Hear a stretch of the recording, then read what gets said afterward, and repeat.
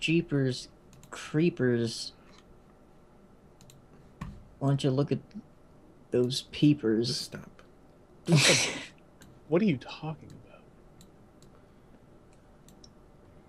All right. Hey, Saber, you know what's crazy about that picture you're using? What? It's the same one we used for the first one. I know. I know. That's why I picked it.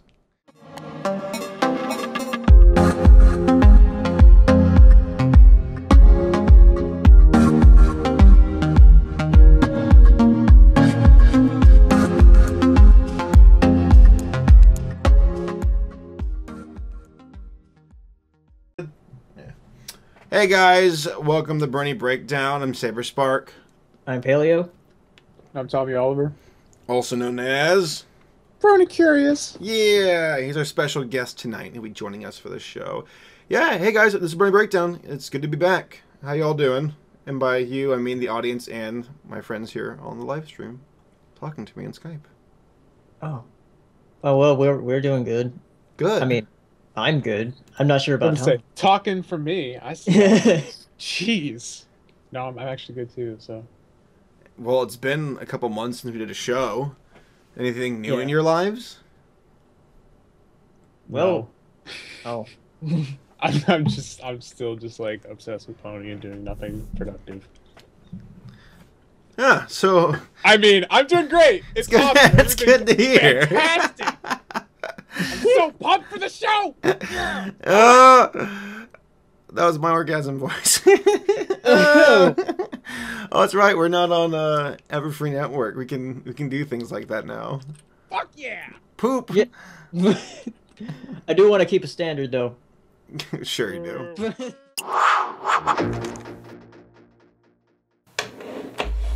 We should probably talk about season 4 since it just premiered last weekend. Let's do it. Let's talk about it. It's, I think, episode 1, 2, and 3, right? Those are the ones that have been released so far, correct? Yes. Cool. All right. 3 just came out today, though it was actually leaked earlier this week. It was leaked? Yeah, it was leaked. I didn't know it was... How early on was it leaked? Yeah, I told you yesterday. I forgot about it. Leaked on Wednesday, right? Your mic needs to be turned up a bit. I can't really hear you. But yeah, it leaked on like Wednesday, and I watched it then. Well, what'd you think? Okay, what'd you think of the premiere episodes? The premiere episodes, I think they were pretty good. Like, they went in a direction I didn't think they were going to go. Like, I thought they were going to have some, like, big villain reveal like they usually had, but, like, this time it wasn't actually a villain. It was just, like, Discord not forgetting that he did a thing. Yeah, it was. I mean, the premiere was really good because it was something that I think needed to be done because they had this big change at the end of season 3, and it happened really quickly because they only had 13 episodes. But then, for the premiere, they took this two-parter, and instead of having it be like a big spectacle episode where it's just like, oh, we're gonna fight this new villain, it's gonna be like, blah.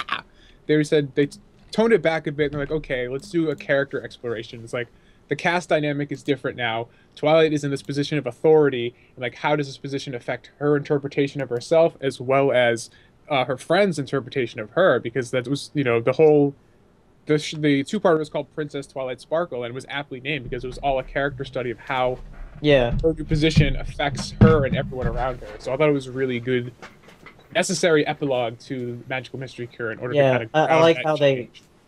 I like how they were like sort of like telling it from Twilight's perspective and how that she didn't feel comfortable her friends like not, I guess, acting as her friends. Well, I have no idea what I'm saying. no, it's it's weird because how long of a wait time was there between the premiere of season 4 and season 3's finale? I think it was like over 250 days. Wow, It's a long I was time. expecting months, but you gave me days. There you go, nice. Wow, how that equals out to how many months? I think it was like, what, 7 or 8 months or something ridiculous like that? Right? Wow. Yeah. It's nice to have the show back, though. The premiere, to me, because, I mean, I'm a bit more simple-minded than you guys, because you guys know how to analyze things. If I had to give my general feelings about it, it was entertaining, so it kept my attention, which is very important for a show to do. I liked the characters and how I felt like they all kind of had enough equal amount of input, and it reminded me a lot of the season 1 premiere, except it didn't have a villain. Of course, I've been hoping for a long time to start uncovering the past for Celestia and Luna in Discord, so it was really cool seeing a couple of flashbacks like that, and there seems to be a lot of attention to Celestia and Luna's old castle. Yeah. And yeah, I liked it. I thought it was a good episode. And I think they have a lot in store for the overarching or arching, whatever. Is it arching or arcing? Oh, overarching. Arching. Okay. Yeah, that. The overall story for season 4. I think it's heading to something very epic for a very. I don't forget that. I try not to forget that Megan McCarthy is a huge fan of Game of Thrones, so just kind of keep that in mind. Yeah.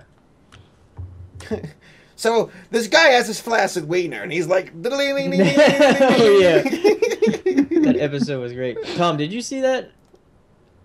What was it? It was a South Park episode. Black Friday thing. Oh no, I still haven't watched that yet. Oh yeah, because I watched it with Matt, but I think you were off doing something. Anyway, but the third episode, how'd you guys like that? I actually just posted my video on it right before we started this Yeah, call, I saw that, so. but I haven't watched it yet. I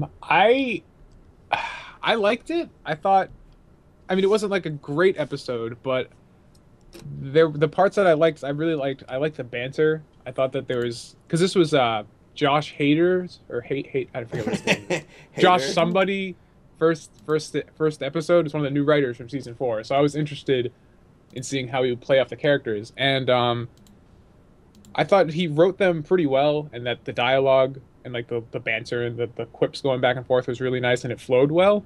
The only thing that I really didn't like about the episode was that the story, like, set up in the beginning. It's like, all right, Twilight, you're gonna go to the castle, you're gonna find out more about, the chest and the Tree of Harmony and stuff. Like, that's what Celestia sent her to do. And then that doesn't happen. It just kind of devolves into this kind of Scooby-Doo sort of thing where they're just like running around scaring each other in this creepy castle. Scooby-Doo. That's a good way of putting it. And nothing happens.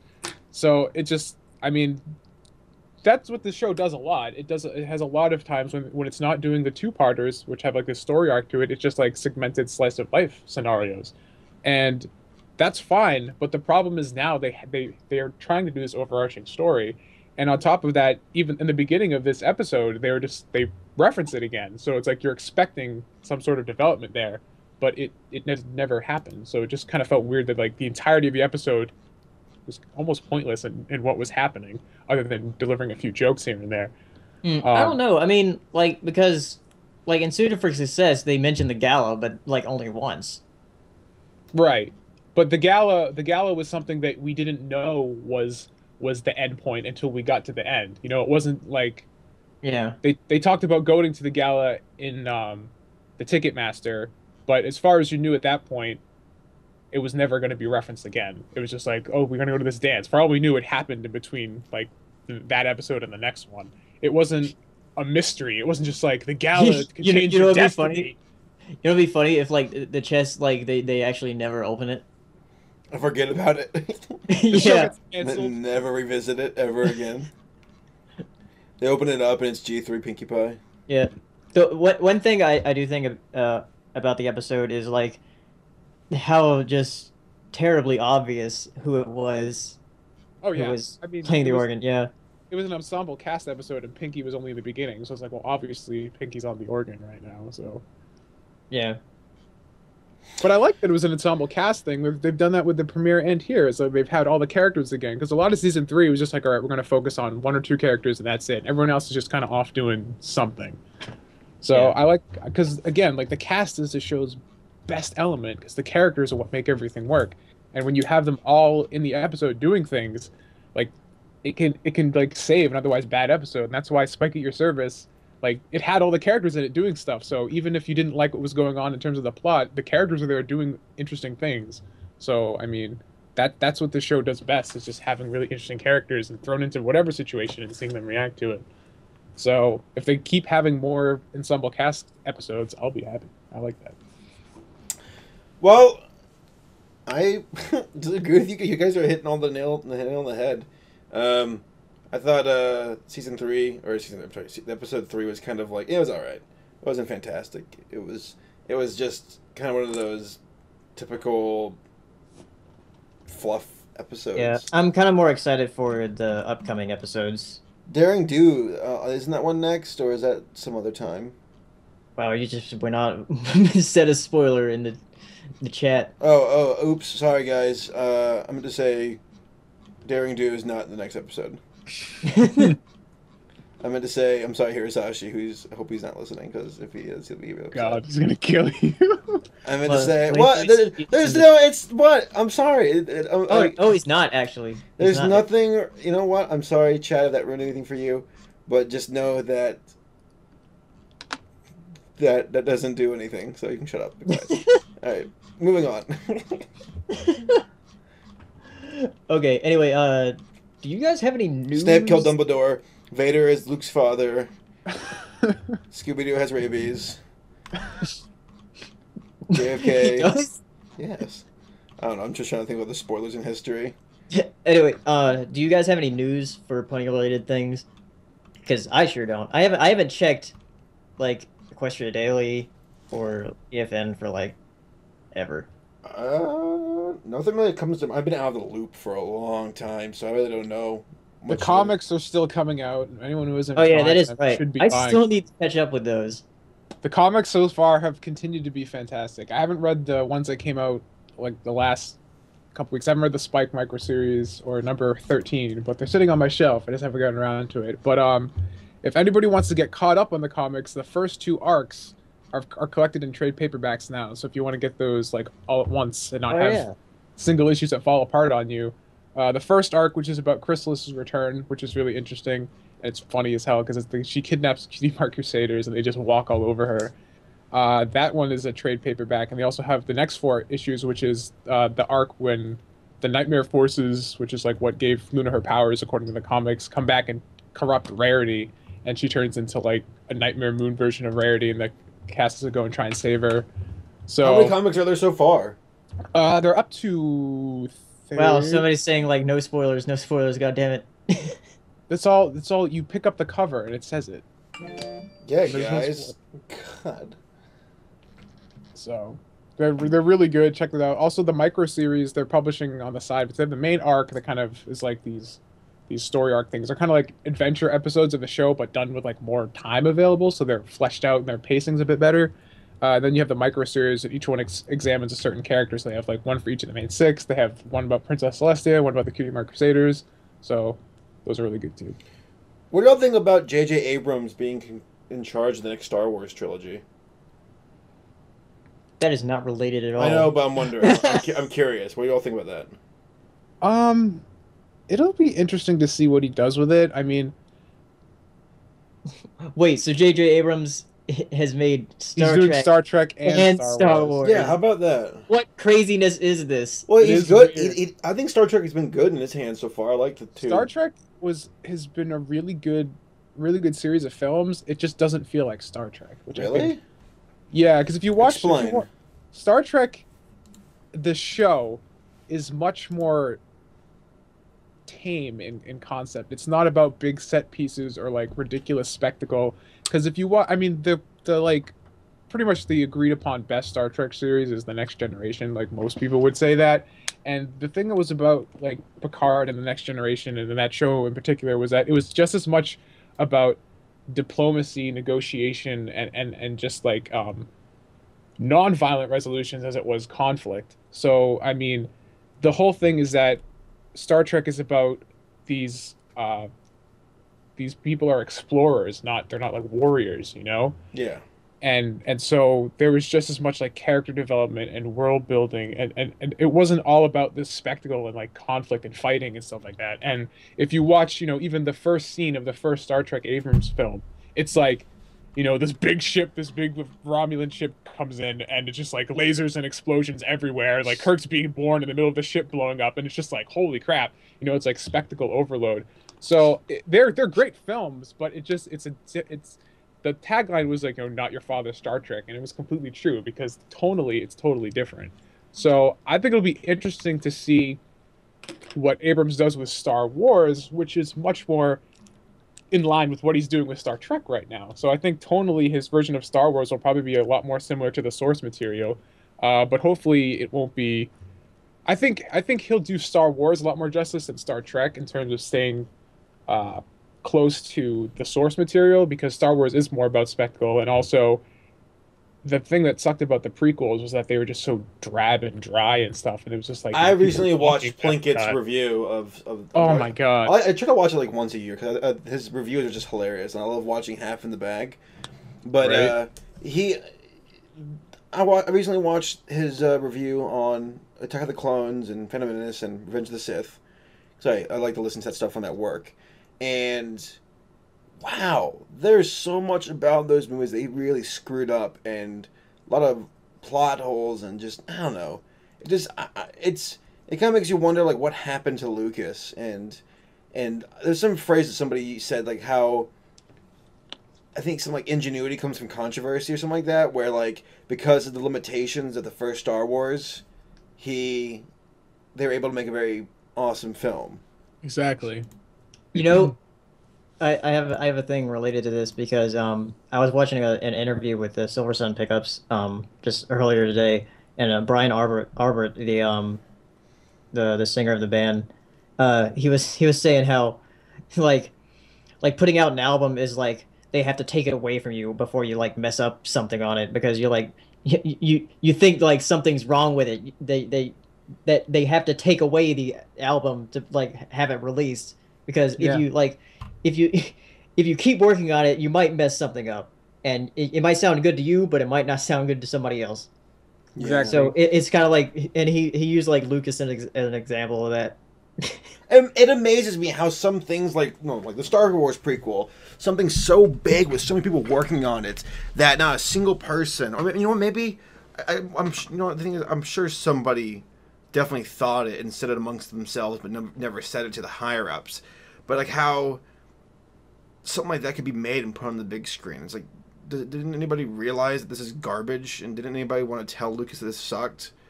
But I can only imagine that people were afraid to tell him because they could lose their job. Yeah. Well, I mean, So we're kind of getting off track, and yeah. I I'm was gonna like, say we right, can we right, can we can go back to the core. Sorry, yeah, right now I'm like squishing this little Twilight Mashable that Hirasashi gave me. Alright. It's that little Let's- Mashable thing. Let's. It's making this like bubble in her head. And So it's wait, like a so tumor that's wait, coming out. Mashable? What? Yeah, it's like What's a Mashable? They're it's like this little. it's like this like soft kind of pliable plastic, so like you can like kind of the stress balls kind of thing. Yeah. It's kind of like that, but it's Gotcha. Kind of like ponytail. that, except for like, oh, there's bubbles in it. Ooh, it's like, yeah, it's like this. I can make Twilight look like she has a cyst on the side of her forehead. Who's You know, getting off you were track just now? getting mad at us for talking about literature analysis, and now you're over here talking about you're giving Twilight a tumor. So who's Let's- really let's- the one getting off topic? Let's get to the Okay. content, all right? Let's do Yeah, that. yeah, let's get to the content. Yep, Work togetherness. All That's my right. theme song. You all ready? yep. All right. Let's do it. 3, 2, 1, go.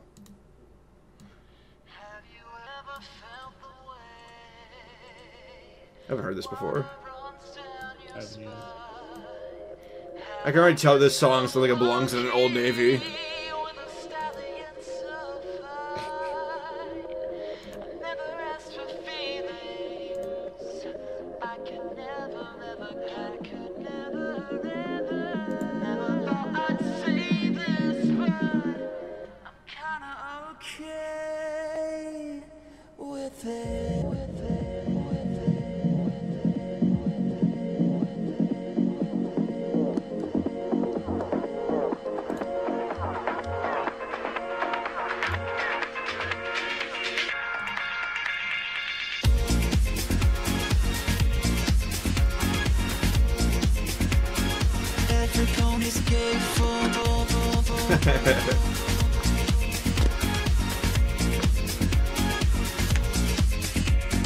Nowhere to run in this hot desert sun. Rope me and send me higher. Is that Dongle singing? With desire. Yeah, that's Dumble Combo singing. I wanna show you a little surprise.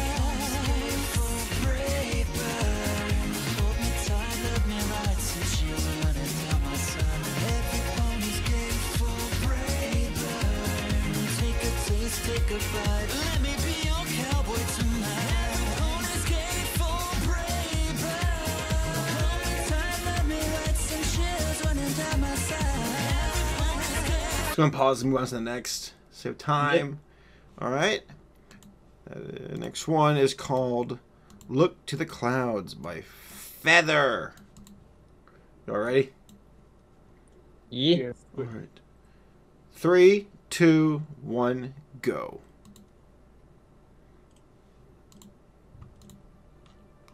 A lot more videos than songs this week, so we're almost through.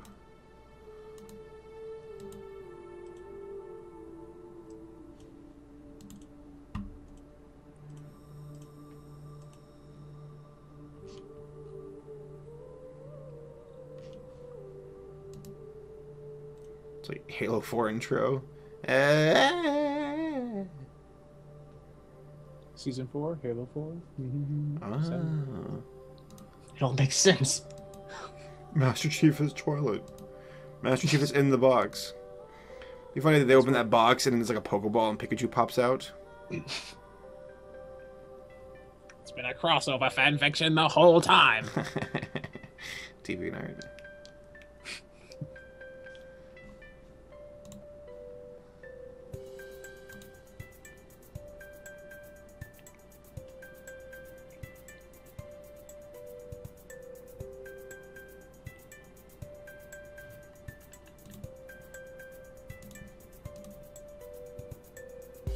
I've got so long to figure out what I'm meant to do with myself now that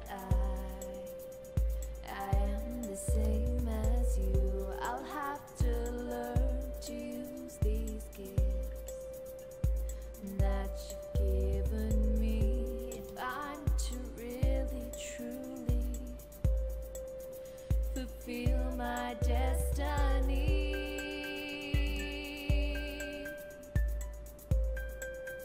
Fulfill my destiny.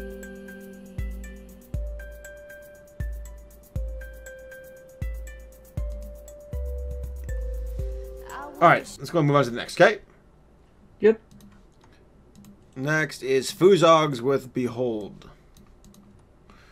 A child, a child. I actually listened to this one. Fuzogs makes good It's stuff. pretty good. All I right, love songs. you all ready? Yep. All right, 3, 2, 1, go.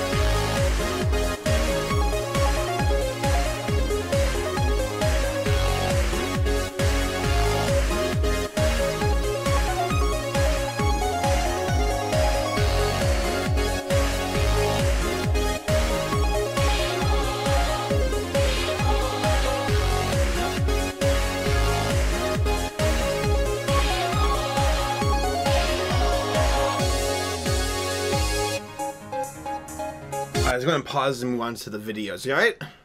Yeah. Good song though. All right. Yeah, it's really good.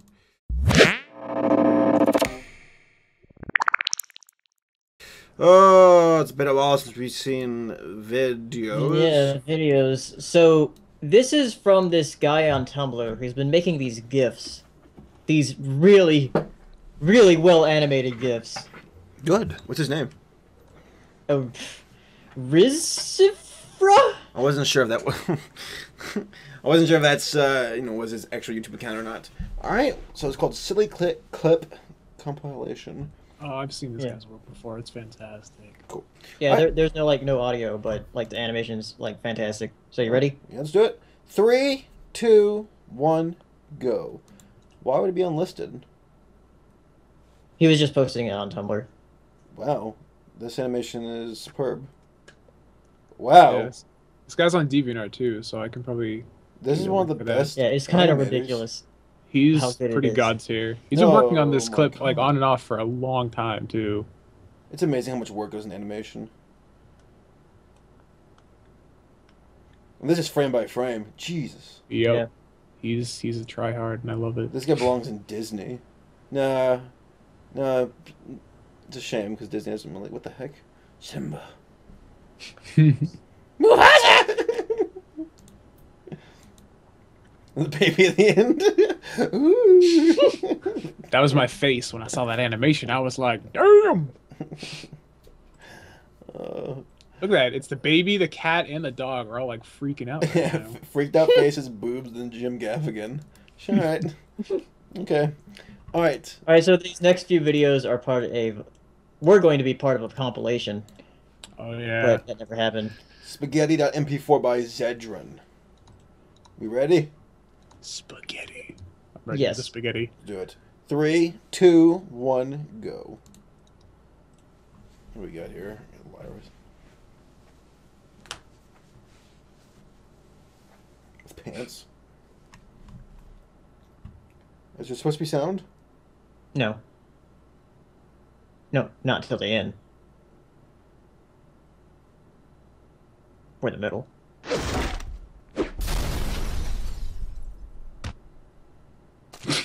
Okay.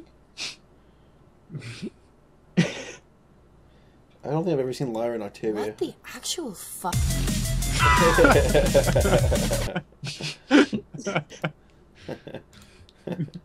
All right.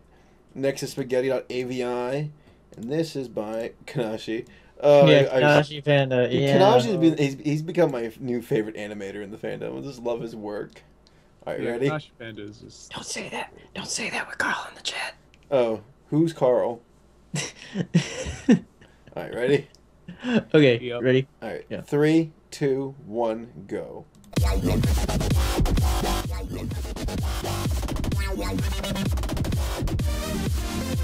Look at his tail's kind of slapping his butt.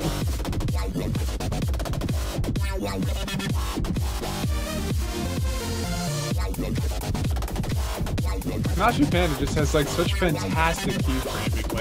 Like each keyframe just feels like really impactful. The actions just are really bold. I love it. I wish I could do that, but I can't. I can only sit here and admire it. I wonder how long it took him to make that Karen Octavia fight in the Changeling video. Long time. Yeah, longer than I'd have patience to do. That's for sure. Oh, this one's being weird. Of course. Here we go. Alright. Spaghetti.wmv. Ready? Does anybody know why this compilation was canceled? I don't know. Alright, I was just wondering. The work looks like it's there. Alright, this one's by Galaxy Art, aka Carl, aka... Man, I hate Galaxy Art. Who? It's so bad. Actually, I just checked and he's not in the chat anymore. Good, let's all... Traitor. Yeah. Let's just skip this one then. Alright, ready? Yeah. Alright. 3, 2, 1, go. その日 Ugh, tight. 人 I've 類 never を seen 生み this 出した before. Sorry. I don't think I've seen this video yet. 奴らに The 支 big 配 old されていた cardboard 恐 wall. 怖 Freaking car. marvel in this greatness. All right, next is Attack on Pony Spaghetti. Kind of like these videos. Like Crown Prince. All right, ready? Yeah. Yep. All right, 3, 2, 1, go. Yeah.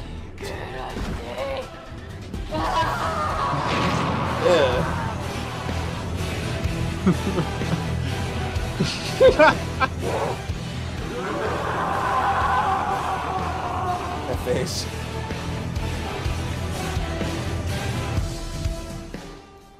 I remember when I first heard the term spaghetti like being used to be insulting, and I was like, "I love spaghetti. You know, you can call me as much as you want."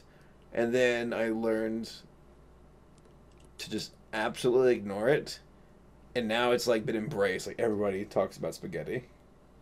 Like I feel like that's the way kind of like those phrases die, is they start off kind of like amongst a few people who are edgy, and then it goes mainstream, and then it just dies. I feel like spaghetti is on its way out. You ready for the next? Yeah, it's called Support Your Local Police. I'm sorry. No, post office. Support your Learn local... to read. That's overrated. Alright, this is one of my Crown Royal. Ready? Crown Royal? Okay. Alright, 3, 2, 1, go. I can't help it, Spike. They've only been got a minute, and I already feel like I'm missing something. What the heck? Okay.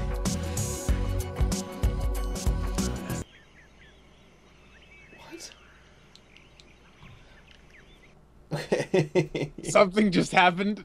I don't know what it was, but I kind of liked it. That was really good.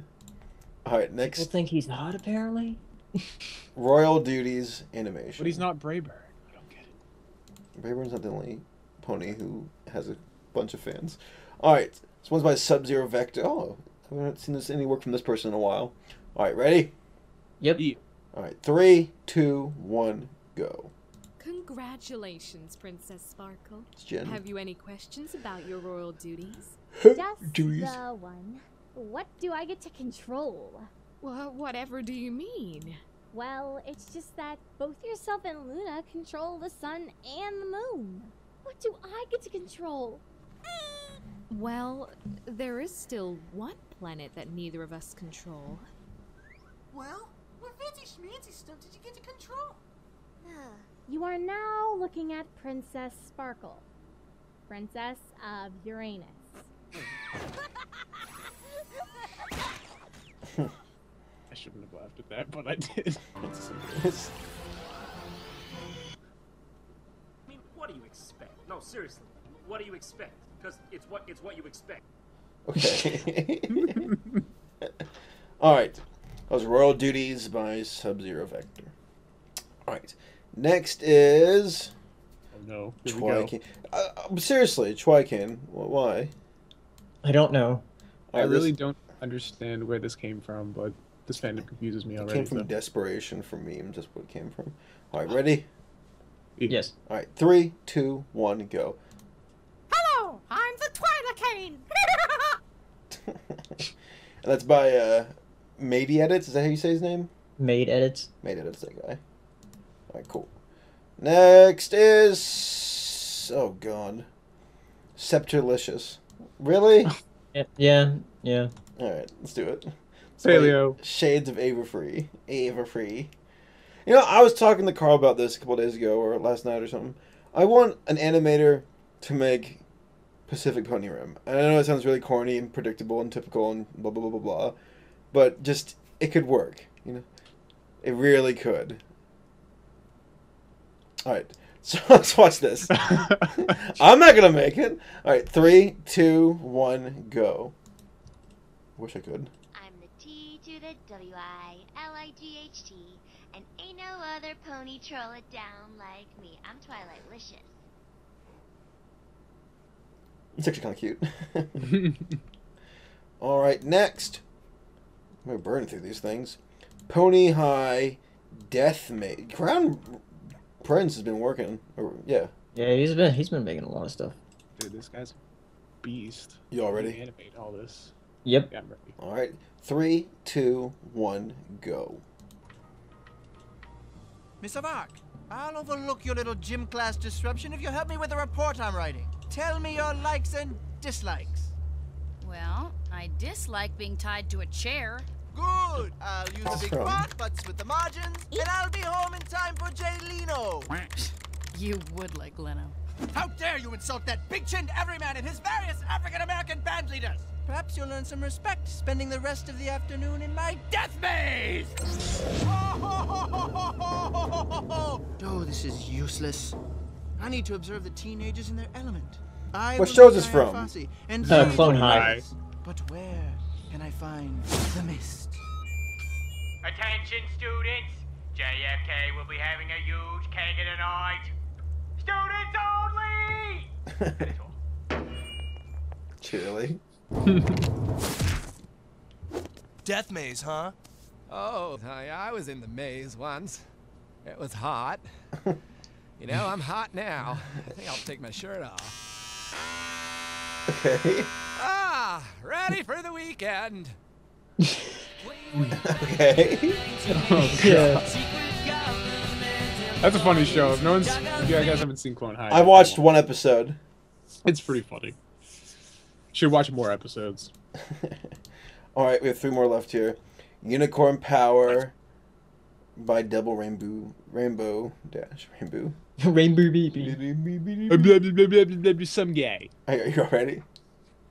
I'm ready. Yep. All right, 3, 2, 1, go.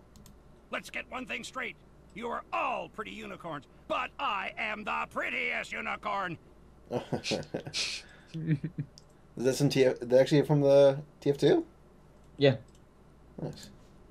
All right, Unicorn Power 2. Only assume it's probably from the same person. It is. Oh. Yep. Oh, I'm automatically interested. Weird. Rarity's legs look yellow. Maybe it's just because of shade. Yeah, I noticed that with Twilight too. The color's kind of off. Anyway. All right, ready? All right, 3, 2, 1, go. I'm not just any unicorn. I am the prettiest unicorn that ever was. You are a spineless worm. You are a mistake of nature. You are walking vomit. All right, last one. This is called sponsors.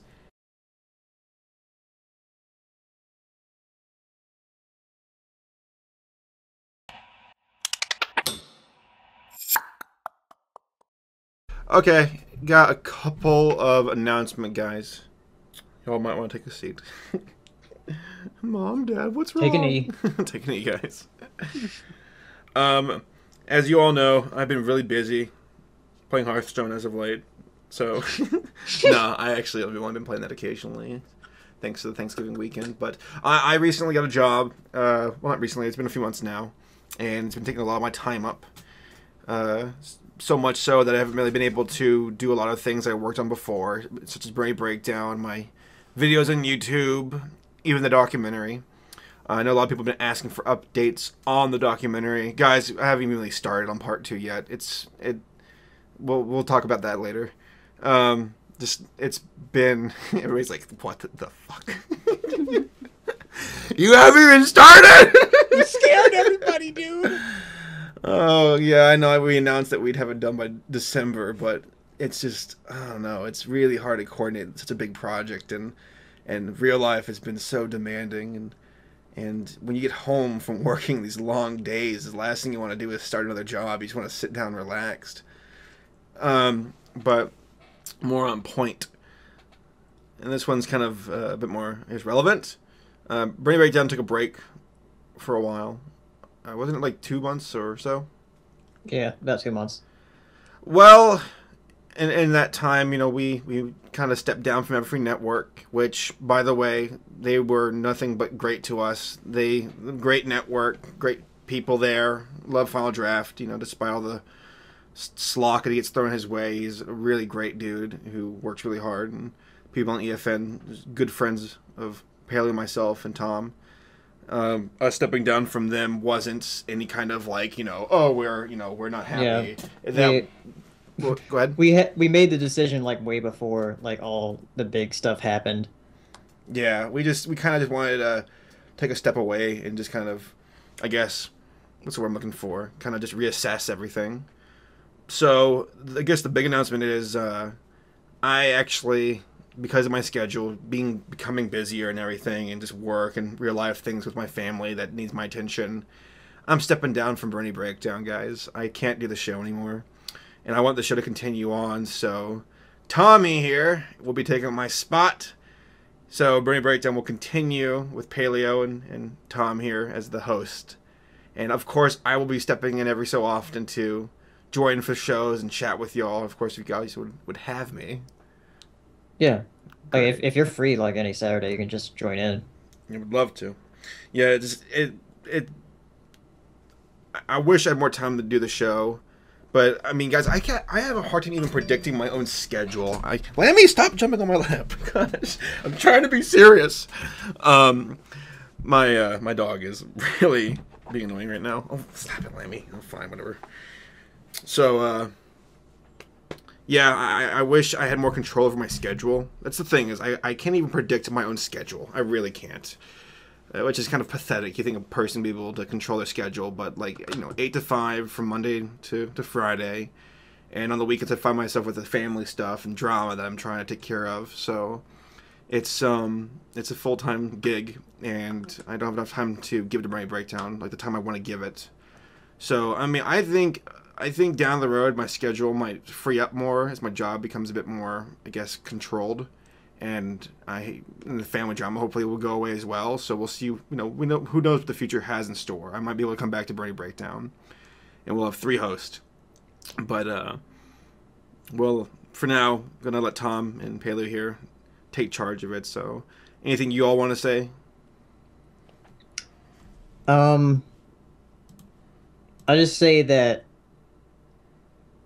I guess the reason I chose Tom was because he's kind of a regular in the chat circle that we have, that we like. I talk to pretty much Tom, Matt, and Hirasashi just about almost every night. So, and I thought Tom would be a good choice because he reviews the show and all that, and we know him very well. So yeah, Tom was a great pick for it. I'm really glad that you, Tom, agreed to it. Because, you are very informative, Tom. A lot of awesome, reviews, and you're funny. I think you're freaking funny with your humor. So I'm very sure that Tom will be able to carry on. And oh my God, I just realized that this is a lot like Game Grumps. Yeah. I have a girlfriend in New York City. Leaving Game Grumps 2.0. Aaron. But Lammy, stop it. Sit down over there, please. Yeah, I mean, I think when Paleo, when you approached me to do this, it was such a weird kind of ethereal moment, just because you and Saber were the first people, big names in the community that took any notice of any of the stuff that I was doing in the community this time, almost 2 years ago now, when I did Sister Who Slider, was my first big project, and Paleo messaged me on Tumblr. He's like, "Oh, you should be on Brony Breakdown." And so for me, this show is one of the first, the thing that got me involved in the community in general. I met pretty much everyone I talked to now through this show, and I looked up to you guys when I got started, and now you guys are my close friends and everything. It's just been a really crazy journey. Now here I am, gonna be a regular part of the show, so it's really crazy. So. Well, I'm Tom, honored that I was able to get to this point, I guess. And I mean, you guys are what helped me get my footing in this community, so I owe a lot to you both. Well, thank you. And you worked hard to get where you are. It's not easy to climb that totem pole, because a lot of people are kind of right place at the right time. You always worked hard at it, and you earned it. So I know that you don't take things for granted, and when projects and work is in your hands, it tends to do very, very well. So that's why I'm glad that you can help us along with Brony Breakdown. Yeah, for sure. So, well, Paleo, do you have any input, or do you want to open up to Tumblr? Or should I go ahead and announce this? I mean, I don't know. No, we'll wait for the other stuff. I'll actually announce the what? No, don't worry about it. We'll talk about that after the show. We'll wait another day for that. Okay. All right. Yeah, but I guess the other thing I wanted to say is that I think if there's one thing I'm going to miss, it's going to be our dynamic, because I think the dynamic with me and Tom is going to be a bit different. Well, Yeah, for sure. I mean, I'm not Saber Spark, so you know, and I don't Yeah. want to be Saber Spark because like I don't want to be like you know the bargain Saber Spark, and then Bargain Saber Spark. No, I when want he you. comes back, you know, then like with like two people trying to do the same shtick, like you know, because like I still am hoping that like you'll be able to come back and keep doing stuff like once your schedule gets a bit more normalized, you know, Definitely. because like it's just still you guys' show, so like I don't want to change that. Well, I mean, I'm just looking forward to seeing what you and Paleo do because I mean I'm gonna keep watching the show when I can, listening in. But you know, it's not the end of the world. You know, it's still just a podcast. It's not anything crazy, but as long as you guys are having fun with doing the show, I think everything else will be fine. So yay! Not to mention, I think Paleo has a lot bigger ideas in store for the future of the show. And me being on the show kind of just held it back because I couldn't give the dedication to it as I wish I could. So you want to do Tumblr stuff for now? Yep. Let's do it. Okay, let's see. Y'all can ask anything you want. Let's see. Sorry about the last question. I asked before, you said you hadn't started part 2. Oh wait, that was a different question. But they were saying that will Brony Breakdown continue to be hosted on Saturdays? I'm thinking yes. Like Saturdays at 8 p.m. seems to be a good time. Like Tom, like, are you usually free on Saturdays at 8? I have no commitments going on right now at all, other than making videos and writing fan fiction. Yeah. So, like And Walking literally, Dead on whenever you Sunday. guys want to do it, go for it. Yeah, Walking Dead on Sunday. So Yeah. that's important too. So yeah, man, like whenever is good for you, whenever is good for the audience, I will be there. All right then. Let's see. Saber, if you had a My Little Pony as a neighbor, what pony would you like it to be? Ponies to have as a neighbor? Yeah. Fluttershy. Yeah, I feel like she'd be most well balanced. Huh, What about you guys? I'd go. Man, I'm so typical. I'd go with Twilight. What about you, Tom? I go with Celestia because that way I could make sure I could like get an agreement with her. So like, make sure the sun never comes up and like goes in my eyes when I'm trying to sleep. All right, like let's work something out. That's what I would do. It's a dumb reason, okay? I'm sorry. That annoys me. I hate. Or you that. can just, or you can just get some blinds, but you know that's fine. Why get blinds when you can have an immortal demigod do it for you? It sounds very excessively American. That's fine. God bless America. Okay, next question here is why did you step down from Everfree? No, well, just Everfree Network is, and maybe Paley can help me on this one, but Everfree Network is very just on point and has good timetables and just delivers when they're supposed to. And because my job and other things, I wasn't able to do the show as often, so I felt bad for keeping people waiting and kind of hanging and waiting on us to do something. So we decided to go ahead and step down so it's a little bit less sting on the network and drafting those guys and it's more manageable for ourselves. Yeah. Is that a good enough answer? Yeah. All right, cool. Glad. Let's see. Looking through questions.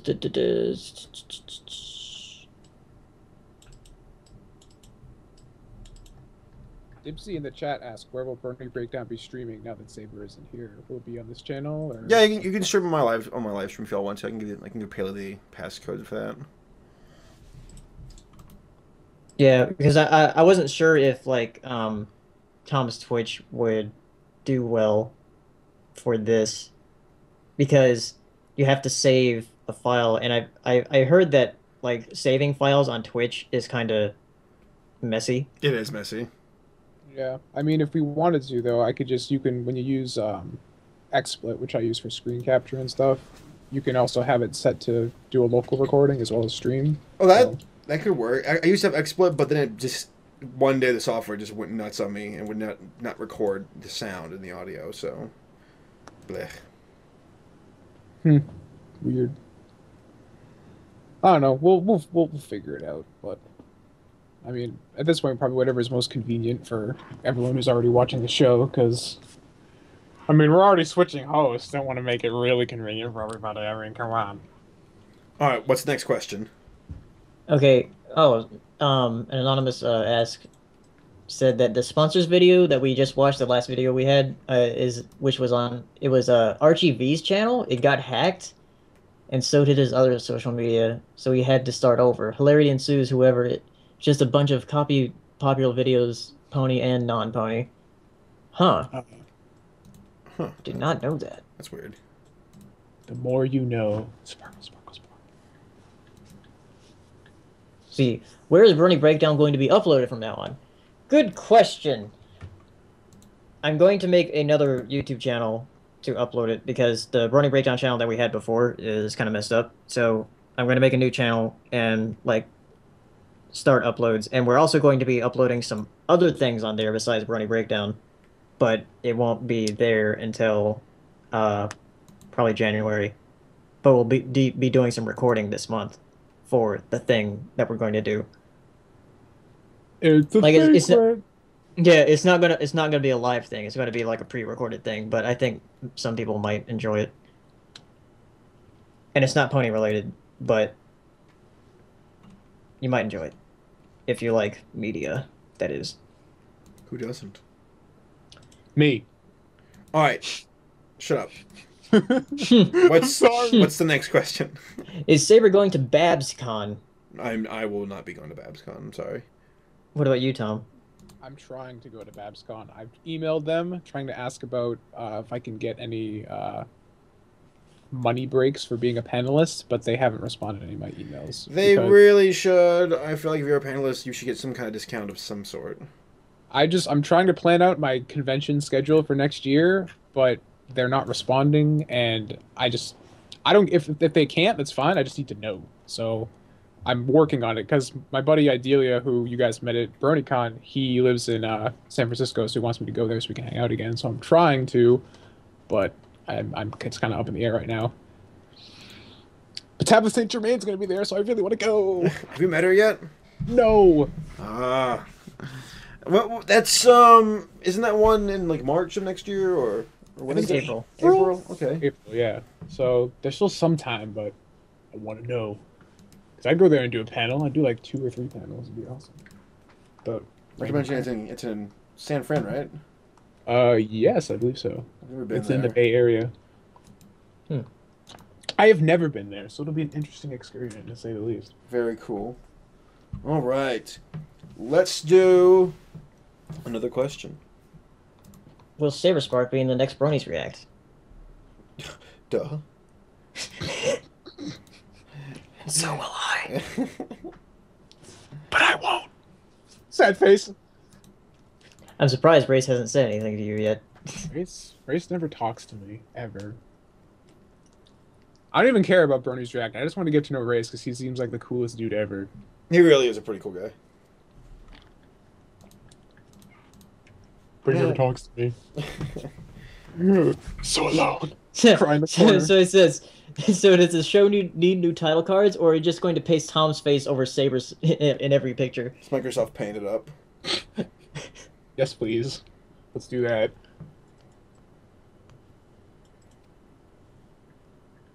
All right, Paleo, what else you got for us? Saber, are you tearing up right now? No, I'm not. I'm just kind of, I don't know, it's kind of weird. It's weird. It's weird that I've been doing this pony stuff for so long, and I wouldn't say it's coming to an end, but it's definitely slowing down. And I had a conversation with AC Race Best about this, about people who kind of make big deals about leaving the fandom or whatever. And, Race made a good point. He's like, he was making an observation that you have these folks who make a big fuss about stepping down or leaving or whatever, and in reality, all you gotta do is say, hey, I'm busy. I'm not, hating on the fandom or the show or whatever. I'm just, I'm just taking a break. So it doesn't have to be some giant formal, look at me, I'm stepping down. Like, I know I'm probably like a hypocrite right now because I just announced that I'm stepping down from Brony Breakdown. But I don't do that for attention. I do that just to let people know. I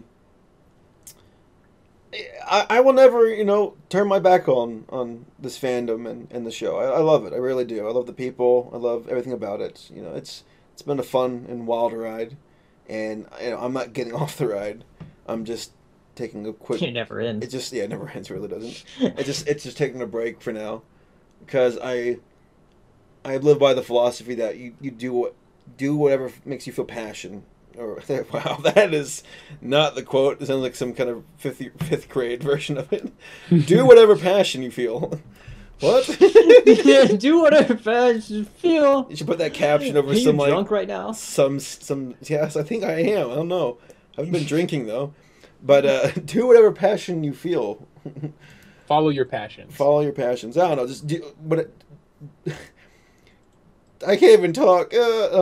Okay, here's an ask from a loyal Brony. Let's hear it. I want to say I'm thrilled that you guys are back. It's been so long since I've heard from you guys, so it's great to be back. I'm a bit saddened by Saber stepping down from Brony Breakdown, but I completely respect and understand his situation. Overall, I thank you all for returning tonight because you guys simply are the best. Back to my questions though, Saber, how has your new job been overall? And Paleo and Tom, any advice for somebody who's starting out with the MLP episode reviews? Job's great. I love my job. It's a lot of fun. It's challenging. Good money. So yeah, it's been taking a lot of my time up though. But it's something that's given me a foundation for a future. It's weird because I'm getting to that point in my life where you realize you're growing up, and it's a weird transition. Because when you're 8 years old, you think you'll always be playing in the sandbox. When you're 12 years old, you think you're going to be hanging with your friends all the time. When you're 17 years old, one thing on your mind's, possibly the upcoming college and hanging with your friends and going on dates and whatnot. And then you're in college and things get a little bit more serious, but that's the first big step in your life when you're kind of on your own and making more decisions, but you still kind of are under the wings of your parents. At least most of us are. And then you leave college, and then the world starts to get a bit more serious because then you realize you have to pick a path and stick with it. And that's why I think I've always had a blank flank for my OC. Because truly it reflects how I feel and think about just life and its decisions. I don't like the idea of just doing one thing in life. It just seems so boring. That's why I never picked, a certain major. I was kind of forced into it with political science. I never have had, like, a super serious relationship because I like to just kind of just, be around a lot of people. I'm just saying, like, sleeping around with people like some horror. Just, I don't know. It kind of scares me because life, you only get one life on this earth and you can't do it all. You can't see it all. So you really got to make it count with the things that you do pursue and the people you spend it with. And I don't know. And now it's like I'm 25 and the career I have is thanks to my father for pulling some strings. So it's not even like I really pursued it hard myself. I was just kind of at the right place at the right time with the right connections. So I'm very thankful. I've been very blessed. A lot of the things I have in my life were definitely given to me, through blessings and good fortune. So yeah, I now I kind of realize that it's time for me to be a bit more serious and to pursue a goal, which is right now my career, and I want to see where it takes me. So I'm not giving up completely on YouTube. I'm not giving completely up, on this fandom and the fan base and going to conventions or my friends or any of that. I want that part of my life. Like, I'm very, like, I'm a flip-flop, One moment I'll be like, I'm gone. Next moment I'm back. You're a flip-flop! No, I really am. You can never guarantee that, no, I wouldn't even doubt it. I might even be back on Brony Breakdown for like the first day that these guys do it on their own. I'll be like, come back, just for a visit. I'm just disarray because ADD really does make a lot of decisions in my life. So yeah, long-winded answer. I guess career's going great. It's just very surreal to be at this point in life where you see older folks pass away. See your friends and family members and siblings have kids and bring them into the world, and then you kind of just stand there wondering, it's like you're not too far from hitting the midpoint in life, and you kind of think like, where did the time go?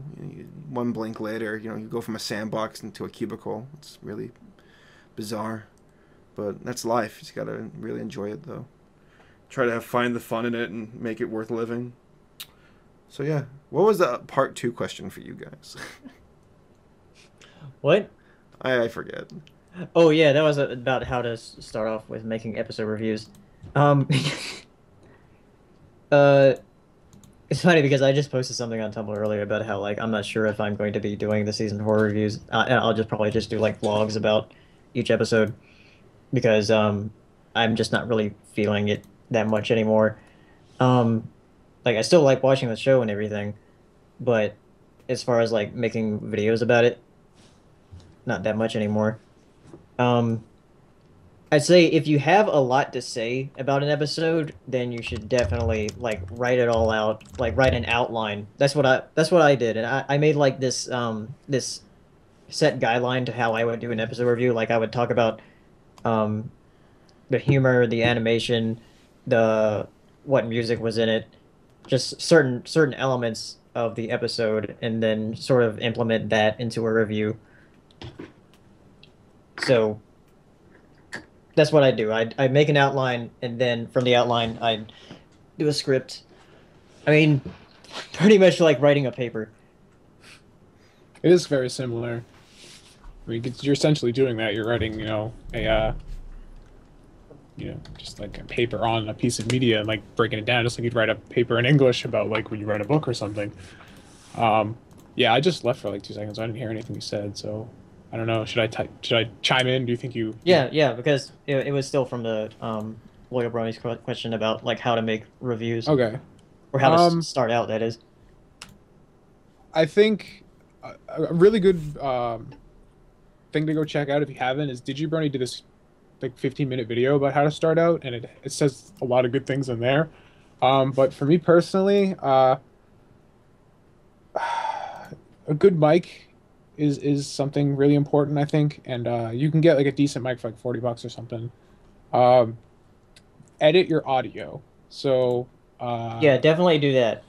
Like it's just natural that you're gonna have background noise and hiss from your microphone that you should edit out, and also like your breathings and your like clicks edit out. I didn't do that for like the first like 6 months until Digi like told me I sucked, so I had to fix that. But you can get a free program called Audacity, and you can do all of that in there. It doesn't cost anything. It's really simple to do.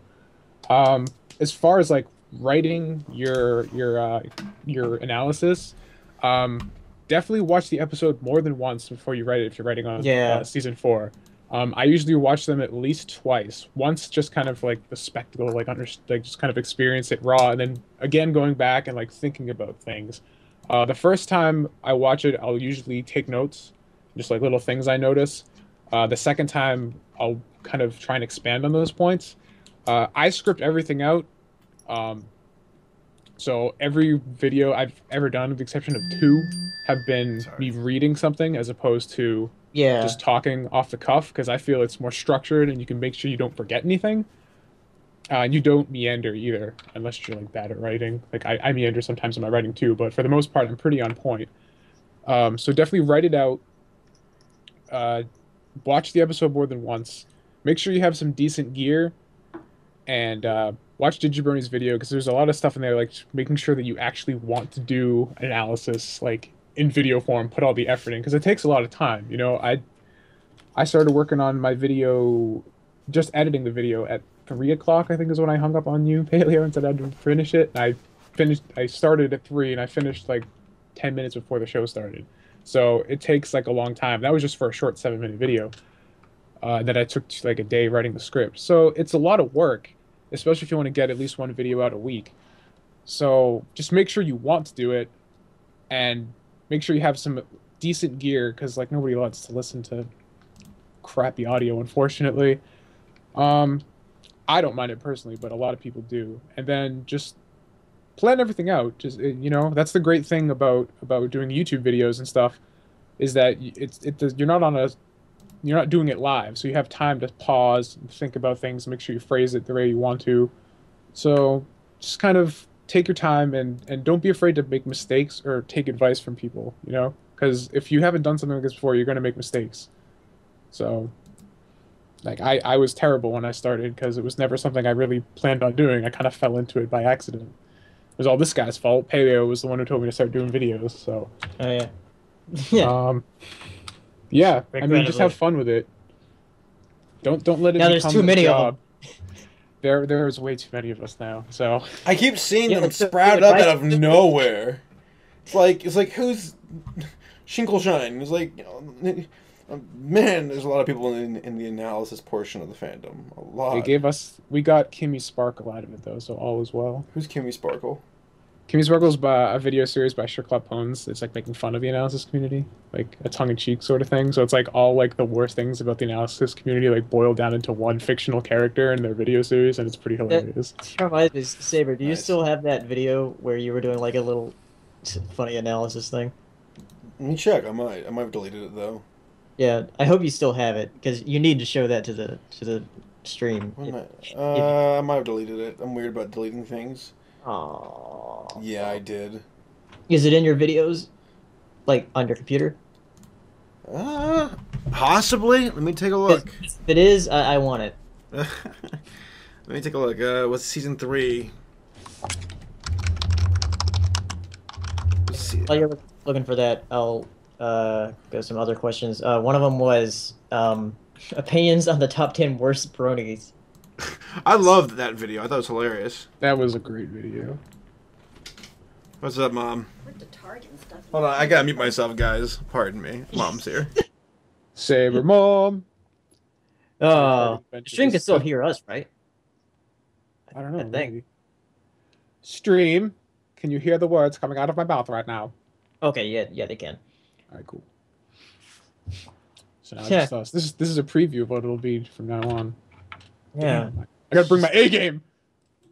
Do you have any more questions, or? Yeah, there's more questions. All right, let's do some more questions. One of them is, will Brony Breakdown break ties from EFN and join EQD? Ha! Probably not. Yeah, probably not. I think the whole reason, like, I think one of the best strengths right now is autonomy. You can do whatever you want. You don't have to abide by anyone's guidelines.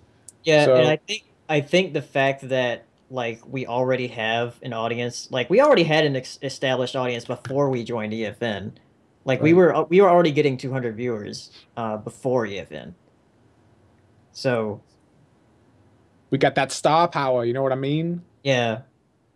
I mean, it's good for you. We can do what we want with the show, and you don't have to worry about like upsetting the powers that be, because you're the powers that be. So we can say fuck, and no one can tell us otherwise. Because I swear a lot. I'm sorry in advance. Yeah, I can't find it, Paleo. I think it's gone. Sad face. Yeah. Saber, did you hear the question that I said earlier? No, what was that? It was, will Brony Breakdown break ties from EFN and join EQD? What is it to join with EQD? They just post stuff. So I don't know. I didn't realize that it worked that way. Who cares if they post stuff or not? It doesn't really make a difference. It's like you get like 2 extra viewers, if anything. Yeah. And they've never posted my reviews. Yeah. Well, you know what? Whatever. Whatever. Alright, what's the next question? Okay, let's see. Oh, here's a question for Tom. Tom, will River Rhyme ever get a cutie mark? Yeah, I'm assuming that's from your fan fiction. Yeah. Chapter 6 is in the works, so you'll find out soon. Oh. Let's see. Saber, first I want to support you in stepping down. I hope things get less hectic and somebody I can befriend you, Tom and Paleo and AC. I wanted to ask... Who's this, if by you the have way? any- Huh? Who's Spectre. Gotcha. Brony. Yeah, he's Stormy Spectre. I wanted to ask if you have any plans to go to BronyCon 2014, and if any, what other cons would you go to, Pony or not, like PAX? Probably for me. I mean, yeah, I want to make the BronyCon 2014. Yeah, I will... BronyCon most likely. It's in the same place. We know like where we want to stay. Know that the flights are pretty cheap there, so yeah, we definitely want to go to BronyCon. And we'll probably do like another live show, and we'll have me, Saber, and Tom. Hold on, I'm going through some of these old videos of mine. I found one that might be kind of funny. Let me find it. I actually made this one to mess with Tom. Oh God! If it actually will load up properly, it's being slow. If you got any more questions, keep them coming. Okay. Let's see. Iroshinagami says, it's been difficult to see the founding fathers and mothers leaving the fandom. Do you see any great new faces in the fandom? And if so, who? What Perhaps an interesting question. I like that. Perhaps there could be a new era of Brony creators. Hold on. Actually, no. I'd like to talk more about that. But before we do, this is a video I made. I made this because I was bored one night. I thought, you know what? I'm a horrible human being. I'm already afraid. Oh well. That's why we're not on EFN anymore. So we can't do things like that. No, I'm joking. Those things, low bro humor, low brow. Low bro. Yo, bro, leave me up, bro. Yo, bro. Well, I think I'm gonna see if I still have that season 3 review of mine. Wait, I do have it. I do have it. All right, so this You do? Yeah. Yes. Yes. I have it. All right. Well, you all will be able to hear it though, because live I'll stream. just hear it through the echo. All right. Oh yeah, I love this. Yeah, I made this a while back. I deleted off my channel for some reason. I might upload again just for fun. It's about something. Very deep, intricate review about... Alright, so this review is about something.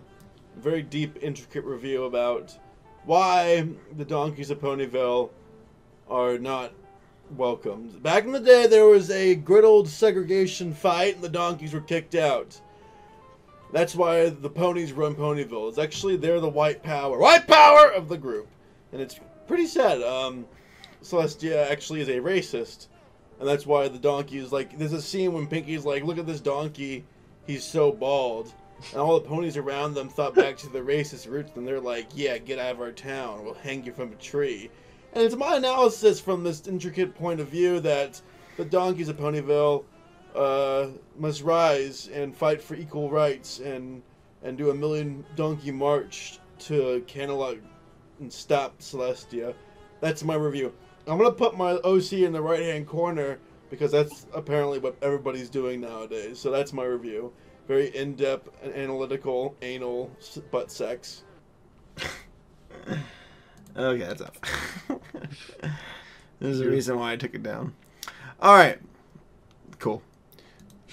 But you know, I want you to upload that someday.